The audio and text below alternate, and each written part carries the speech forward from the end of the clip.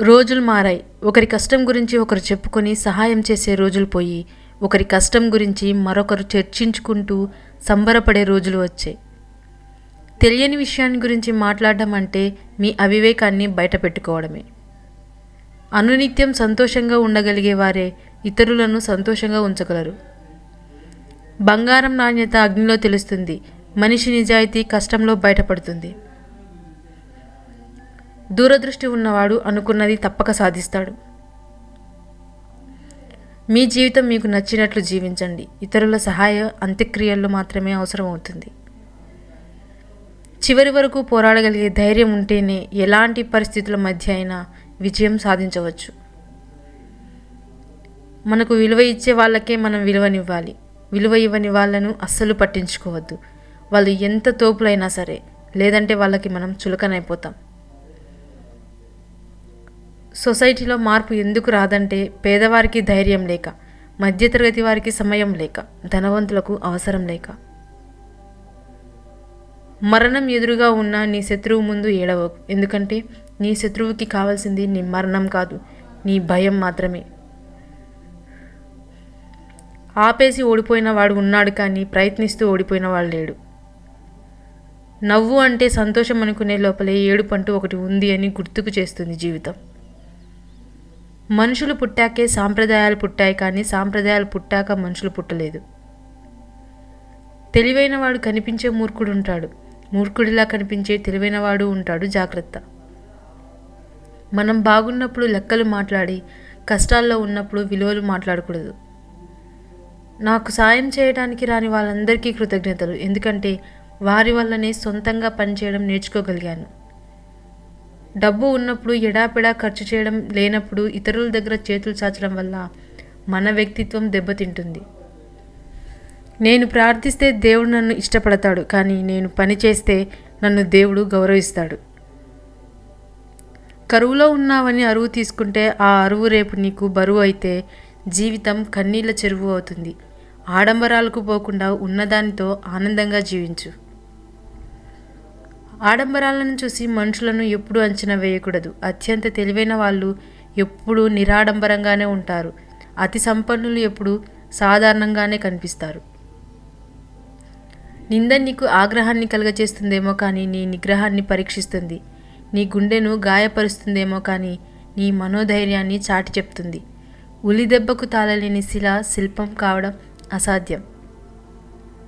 కష్టం ఎలా బ్రతకాలో నేర్పిస్తుంది. నష్టం ఎవరిని నమ్మాలో నేర్పిస్తుంది. సంపాదించడం అంటే కేవలం డబ్బే కాదు, మనుషుల విలువలను కూడా సంపాదించాలి. కష్టాల్లో ఉన్నప్పుడు మనల్ని గట్టెక్కించిన వారిని సంపాదించాలి, ఆదుకునే వారిని సంపాదించాలి. బాధల్లో ఉన్నప్పుడు ధైర్యాన్ని నింపేవారిని సంపాదించాలి. ప్రతి విషయాన్ని వేలాకోలంగా తీసుకునే వెకిలితనం తగ్గించుకుంటే అన్ని విషయాలను అవగతం చేసుకునే విజ్ఞత అలవడుతుంది. ఎప్పటికీ మార్చలేని గతం గుర్తొస్తే ప్రస్తుతం మారిపోతుంది. గమ్యం చేరుకోవడానికి మార్గం కాదు, మనస్సు ఉండాలి. హృదయం నిండా పరుల పట్ల సానుభూతి పొంగి పొర్లే మనిషికే ఇతరులను విమర్శించే అధికారం ఉంటుంది. కొమ్మల్లో కూర్చున్న కోయిల కనిపించదు, కానీ దాని పాట వినిపిస్తుంది. మనసు ఎక్కడుందో ఎవరికీ తెలియదు, కానీ అది పెట్టే బాధ మాత్రం అనుభవిస్తూనే ఉంటాం. ఉన్నత స్థాయికి చేరాలంటే ఉన్న స్థానం వదలాలి. పై మెట్టు ఎక్కాలంటే క్రింది మెట్టు విడవాలి. చేసిన మంచి పని వెంటాడుతూనే ఉంటుంది, చేసిన మంచి పని కాపాడుతూనే ఉంటుంది. గొప్ప వాళ్ళందరూ మన వాళ్ళు అయితే బాగుండు అనుకుంటాం, కానీ మనవాడు గొప్పవాడు అయితే తట్టుకోలేం. నేను ఇలా ఉంటాను అని చెప్పకు, ఉండి చూపించు. నేను ఇలా చేస్తాను అని చెప్పకు, చేసి చూపించు. ఊహల్లో ఉండకు, వాస్తవాన్ని గుర్తించు, వాస్తవంలోనే ఉండు. నమ్మకం కోసం నటించవద్దు, నమ్మకం పోయిందిగా అని బరి తెగించవద్దు.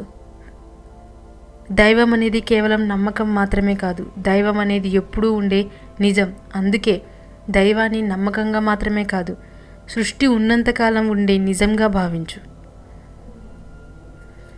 బుద్ధి ఇంద్రధనస్సుల్లోని రంగుల్లా అందంగా ఉండాలి, కానీ ఊసరవెల్లిలా సందర్భానికి తగినట్లు రంగులు మారుస్తూ జీవించకూడదు. ఏదో ఒకరోజు అసలు రంగు బయటపడుతుంది. అప్పుడు జీవితంలో ఏ రంగు లేకుండా పోతుంది. అన్యాయంగా ఒకరిని నొప్పించి నువ్వు పొందే ఆనందం మూన్నాళ్ళ ముచ్చటే, కానీ ఆ మనసు కన్నీటి ఉసురు నీ 3 తరాలకు సరిపడే ఉసురు, గుర్తుంచుకో. మనకు తెలిసింది నలుగురికి పంచాలి, మనకు తెలియనిది నలుగురిని అడిగి తెలుసుకోవాలి. అర్థం కాకపోతే మరొకసారి అడిగి తెలుసుకోవడంలో తప్పు లేదు, కానీ తప్పుగా అర్థం చేసుకొని అపార్థం చేసుకుంటే మాత్రం నీకు అండగా నిలబడే వాళ్ళే కాదు, నిన్ను అర్థం చేసుకునే వాళ్ళు కూడా ఎవరూ ఉండరు. పూజా పునస్కారాల కంటే బుద్ధి ప్రధానం, మాట కంటే మనసు ప్రధానం, కులం కంటే గుణం ప్రధానం. నీ జీవిత పుస్తకాన్ని అందరికీ తెరిచి చూపించకు, ఎందుకంటే నీ భాష కొందరికి మాత్రమే అర్థమవుతుంది. మనకు నచ్చిన నిజం తీయగా ఉంటుంది, మనకు నచ్చని నిజం చేదుగా ఉంటుంది. మనకు నచ్చినా నచ్చకపోయినా నిజం నిజమే, దానిని ఎవరూ మార్చలేరు. ఈ ప్రపంచంలో అందరూ మంచివారే, మోసం చేసే సమయం రానంత వరకు. సంగీతం గడిచిన దాన్ని మరిచేలా చేస్తుంది, మరిచిన దాన్ని తిరిగి తలచేలా కూడా చేస్తుంది. జీవితంలో ఏది కోల్పోయినా తిరిగి పొందొచ్చు, కానీ తల్లిదండ్రులను కోల్పోతే మరో జన్మ ఎత్తాల్సిందే. జీవితంలో ఎటువంటి పరిస్థితుల్లో తల్లిదండ్రులను దూరం చేసుకోకు, ఎందుకంటే బ్రహ్మ జీవం మాత్రమే ఇస్తాడు, కానీ తల్లిదండ్రులు జీవితమే ఇస్తారు. నువ్వు బాగున్నప్పుడు పువ్వు లాంటి మాటలు విసిరిన వారే నువ్వు బాలేనప్పుడు రాళ్ళ లాంటి కఠినమైన మాటలు విసురుతారు. అందుకే నువ్వు బాగోలేనప్పుడు ఎలా ఉన్నావో బాగున్నప్పుడు అలానే ఉండు. 2 సందర్భాల్లో నీతో ఉన్నవారే నీవారు.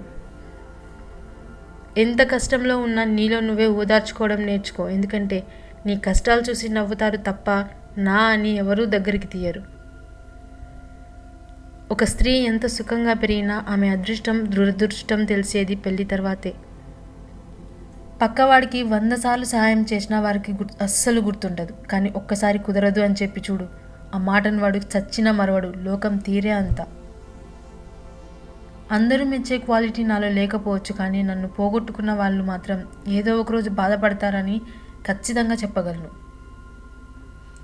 అందరికీ నీడనిచ్చే చెట్టు ఎండలో వాడడం, అందరినీ ప్రేమించే వ్యక్తి ఏదో ఒకరోజు ఒంటరిగా వాగడం సహజమే. అభిప్రాయం అంటే అనిపించింది చెప్పడం, నొప్పించి ఒప్పించడం కాదు. నీకు మర్యాద దొరకని చోట నీ కాలుకు వేసుకునే చెప్పులనైనా వదలకు. మనం ఒకరిని మోసం చేస్తే అది మనతో పోయేది కాదు, మన పిల్లలకు మన తరువాత వాళ్ళకు కూడా శాపంగా మారుతుంది. ఒక పక్షి మరణం బోయవాడిని వాల్మీకిని చేసింది. ఓ శూర్పణఖ మాట రావణాసురుడి వంటి బుద్ధిశాలిని కూడా మూర్ఖుడిని చేసింది. మంచి చెడులు అనేవి ఆ పరిస్థితులలో మన ఆలోచనను బట్టి వస్తాయి. మండపాలు అందంగా ఉంటే సరిపోవు, ఆడపిల్ల సంసారం కూడా అందంగా ఉండాలి. అదే నిజమైన వివాహ బంధం. మనకు నచ్చిన ప్రతిదీ కరెక్ట్ కాదు, అలాగని మనకు నచ్చని ప్రతిదీ కూడా కరెక్ట్ కాదు. ఈ చిన్న విషయం అర్థం చేసుకుంటే లోకంలోని ఏ బంధాలు విడిపోవు. సమస్య వెనుక సమాధానం, దుఃఖం వెనుక సుఖం, ప్రతి కష్టం వెనుక ఒక అవకాశం ఎప్పుడూ తప్పకుండా ఉంటుంది. మనసుని నరం లేని నాలుక గాయపరిచినంత లోతుగా మరే ఆయుధం గాయపరచలేదు. మహారాజునైనా మట్టిలోనే పూడ్చేది, సంపన్నుడైనా శ్మశానానికే పంపేది. అహంకారం ఆవహించినప్పుడు ఇది గుర్తు చేసుకుంటే చాలు. నీ విజయాన్ని నీకంటే చిన్న వాళ్ళతో పంచుకో, వాళ్ళు నిన్ను స్ఫూర్తిగా తీసుకొని పైకొస్తారు. నీ ఓటమిని నీకంటే పెద్దవాళ్ళతో పంచుకో, ఓటమిని ఎలా అధిగమించాలో వాళ్ళు నీకు పాఠాలు నేర్పిస్తారు. సామాజిక బాధ్యత బరువు అనుకుంటే, ఉద్యమాలు మనకెందుకులే అనుకుంటే బానిసగా బతికేందుకు సిద్ధపడి ఉండాలి.